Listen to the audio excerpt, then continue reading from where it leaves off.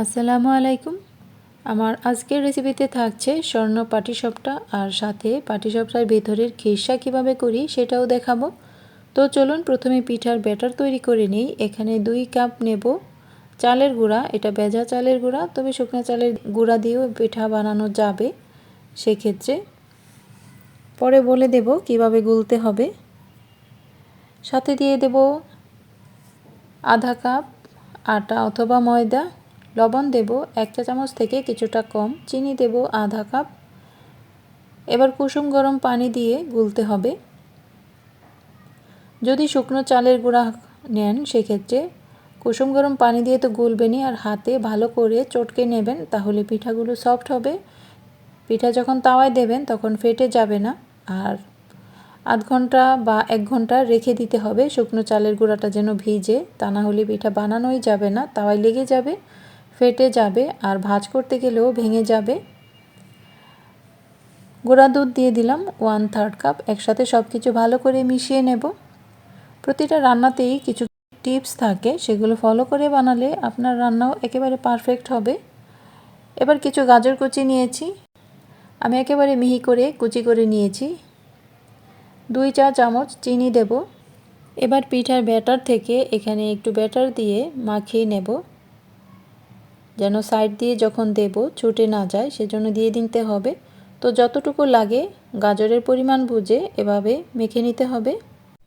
খিরসাটা বানিয়ে নেব, এর জন্য এখানে আমি আধা কাপ গাজর কুচি নিয়েছি, আধা কাপ কুড়ানো নারকেল আর আধা কাপ নিয়েছি তরল দুধ। একসাথে ব্লেন্ডারে মিহি পেস্ট করে নেব। এবার চুলায় হাঁড়ি বসিয়ে দিয়ে 2 কাপ দুধ দিয়ে দেব, সাথে দিয়ে দেব গুঁড়া দুধ আধা কাপ, আর ব্লেন্ড করা গাজর আর নারকেল দিয়ে দেব।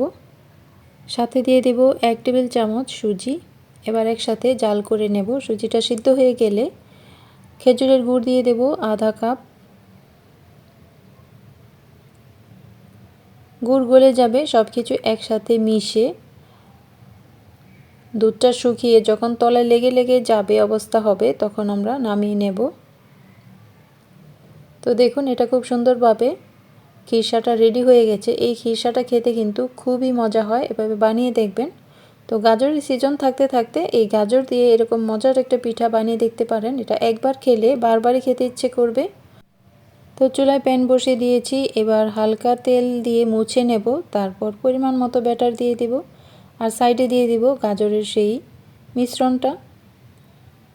এবার কয়েক সেকেন্ডে এটা সেদ্ধ হয়ে যাবে, তারপর পরিমাণ মতো পুর দিয়ে পিঠার ভাঁজ করে নেব।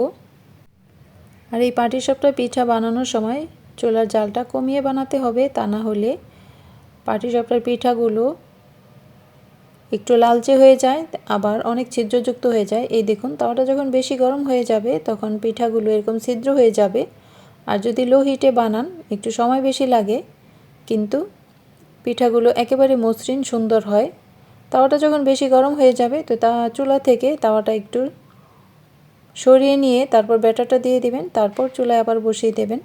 এভাবে বানালে পিঠাগুলো উপরের স্কিনটা খুব মসৃণ সুন্দর থাকে। তো একইভাবে আমি সবগুলো বানিয়ে নিচ্ছি। এই পিঠাগুলো দেখতে খুবই সুন্দর হয় আর খেতেও অনেক মজার হয়। তো গাজরের সিজন থাকতে থাকতে এরকম করে সুন্দরী গাজরি পিঠা বা স্বর্ণ পিঠা বানিয়ে নিতে পারেন। যেমন সহজ তেমনই মজার। আর এরকম মজার মজার ঘরোয়া সহজ রান্না দেখতে চাইলে চ্যানেলটা সাবস্ক্রাইব করে পাশেই থাকতে পারেন। পরবর্তী রেসিপি দেখার আমন্ত্রণ জানিয়ে আজকের মতো বিদায় নেব। সবাই অনেক ভালো থাকবেন। এতক্ষণ ধৈর্য ধরে সাথে থাকার জন্য অনেক ধন্যবাদ। আল্লাহ হাফেজ।